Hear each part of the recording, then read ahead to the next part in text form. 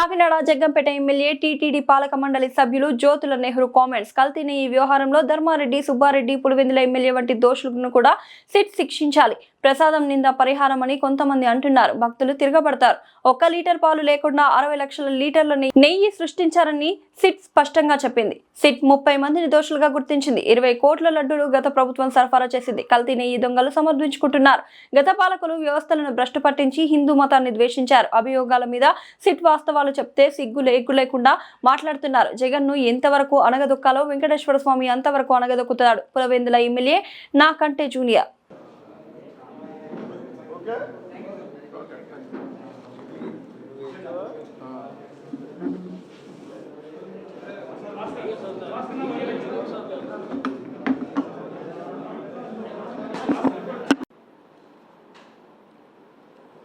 ఈరోజు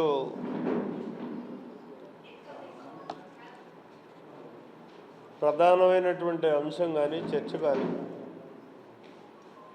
ఈ రాష్ట్రంలో జరుగుతున్నటువంటిది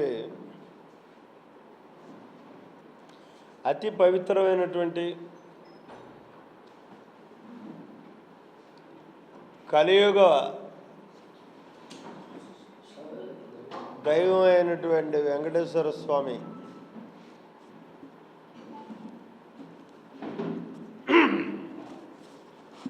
సంబంధించి కల్తీ నెయ్యి సిట్టు దర్యాప్తు వాటి రిపోర్టు దాని మీద ఎవరైతే దీనికి బాధ్యులు ఉన్నారో దొంగలు వాళ్ళు సమర్థించుకునే కార్యక్రమం. దీన్ని చాలా తీవ్రంగా ఖండిస్తున్నారు. ఎందుకంటే మనం రాజ్యాంగపరంగా సెక్యులర్ వ్యవస్థను గౌరవించాల్సినటువంటి అవసరం ఉన్న మెజారిటీ సంస్కృతి సాంప్రదాయాల్ని పరిరక్షించుకుంటూ ధార్మిక వ్యవస్థని ఎప్పటికప్పుడు మనం తెచ్చుకుంటూ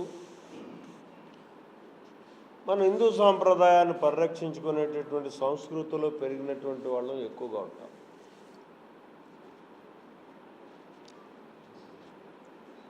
ఆ విధానంలో గొస్తులోకి మన ఆంధ్ర రాష్ట్రంలో అయితే ప్రధానంగా ప్రపంచ దేశాల్లోనే అతి ముఖ్యమైనటువంటి దేవుడిగా కొలిచేటటువంటి వాడు తిరుపతి వెంకన్న.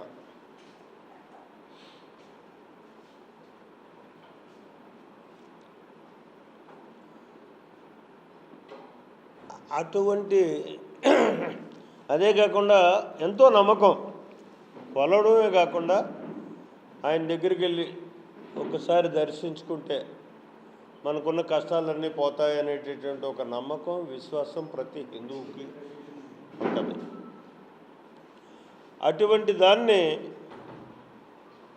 గత పాలనలో ఆనాడు ఉన్నటువంటి ట్రస్ట్ బోర్డు కానీ ఆనాడు ఉన్నటువంటి ప్రభుత్వం కానీ ప్రభుత్వ పాలకులు కాని చేసినటువంటి దురాగతాలు చూస్తే ఇంత దారుణంగా కోట్లాది మంది భక్తులు విశ్వసించేటటువంటి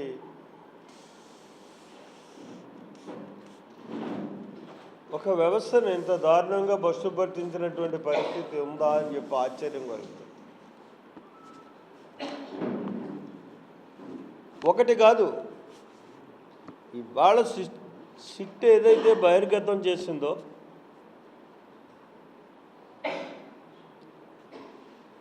ఆ ఒక్క కల్తీ నెయ్యే విధానమే కాకుండా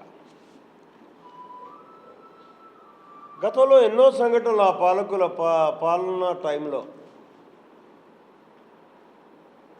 రామతీర్థం శ్రీరామచంద్రుడు ఒక ఆదర్శ పురుషుడిగా మనం భావించేటటువంటి శ్రీరామచంద్రుడు బుర్రనే ఖండించి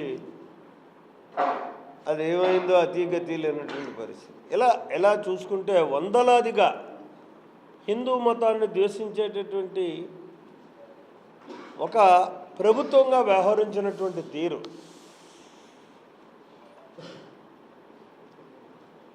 దానికి ఆ జరిగినటువంటి సంఘటనలకి పరిణామంగానే అటు దేవుడు కానీ ఇటు ప్రజలు కానీ తీవ్రంగా శిక్షించారు వాళ్ళు. ఎందుకంటే అంత దారుణమైనటువంటి ఓటమిని చూపెట్టి కేవలం ఒక ముఖ్యమంత్రిని మాజీ ముఖ్యమంత్రి అనకుండా ఇవాళ మనం ఒక పులివెందల శాసనసభ్యుడిగా మిగిల్చి వదిలేశారు. ఇవన్నీ ఆ పరివసనాలే, ఆ పాలనా విధానంలో ప్రజలకు జరిగినటువంటి అన్యాయం కానీ, ఇటు దైవాలకి జరిగినట్టు హిందూ మతానికి జరిగినటువంటి అన్యాయం కానీ, ఈ రెండు పరివసనాల వల్ల దిక్కు తోచనటువంటి విధానంలో జనం కానీ దేవుడు కానీ నెట్టేసినటువంటి పరిస్థితి ఆనాటి పాలకులను కానీ జగన్మోహన్ రెడ్డి. ఇవాళ మరి సిగ్గు ఎగ్గు లేకుండా సిట్టు ఏదైతే చాలా క్లాటికారికల్గా తేల్చిందో, ఓ 30 మంది మీద అభియోగం వచ్చినటువంటి అభియోగాలన్నీ కూడా నిజం, ఇందులో వాస్తవాలు ఉన్నాయని చెప్పి క్లియర్గా అంశాల వారి ఒక రిపోర్ట్ ఇచ్చి, ఇది నేనో మీరో సిట్టే ఇలా, ఆంధ్రప్రదేశ్ ప్రభుత్వం ఇలా, ట్రస్ట్ బోర్డు ఇలా, తప్పు జరిగింది అని మాత్రం మేము ట్రస్ట్ బోర్డు సభ్యులుగా ప్రమాణ స్వీకారం చేసిన తొలి సమావేశంలోనే ఇక్కడ తప్పులు జరిగాయి, ఆ తప్పుల్లో ప్రధానమైనటువంటిది కల్తీ నెయ్యి అని మాత్రం మేము గుర్తించినటువంటి మాట వాస్తవం. కానీ సిట్ వేసింది సుప్రీంకోర్టు వేసింది. ఆ సుప్రీంకోర్టు నిష్పక్షపాతంగా సిట్టు వ్యవహరించి వాళ్ళు రిపోర్ట్ ఇచ్చారు. ఎంత దారుణం అంటే మనకు భయం వేస్తుంది. ఈవేళ మనం ఎక్కడైనా వచ్చి ఒక టీ తాగాలంటే కూడా భయపడాలి. ఆ జరిగినటువంటి సంఘటన కానీ ఒకసారి చూసుకుంటే,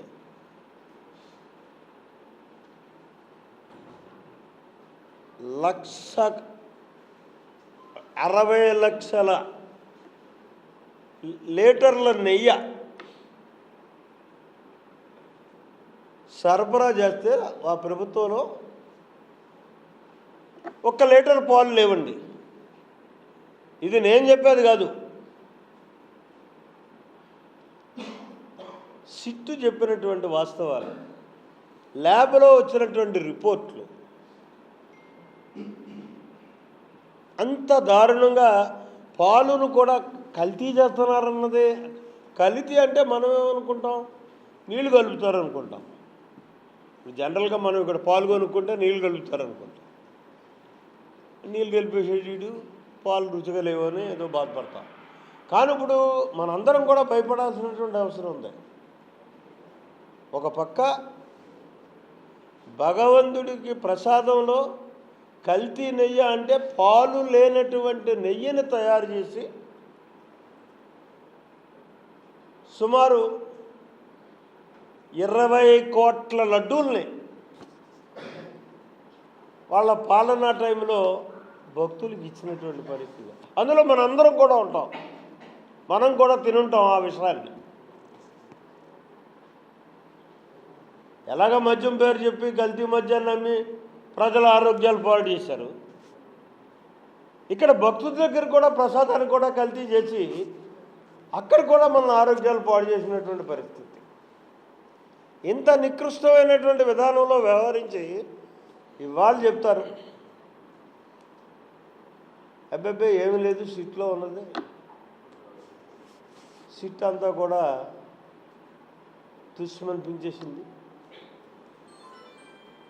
మేము రేపు నుంచి అపవిత్రమైపోయినటువంటి తిరుపతి దేవస్థానం మెట్లన్నింటిని కూడా కడిగేసి పసుపు నీళ్ళతో శుద్ధి చేసి ప్రక్షాళన చేస్తామని చెప్పేసి కొద్దిమంది తెలుగు తక్కువ మూర్ఖులు మాట్లాడుతున్నటువంటి పరిస్థితి. నిజంగా పొరపాటున అదే కానీ మీరు చేశారంటే భక్తులు తిరగబడి తంతారు. ఎందుకంటే మీ బండారం ఏంటో బయటపడిపోయింది. ఎంత ప్రమాదకరమైనటువంటి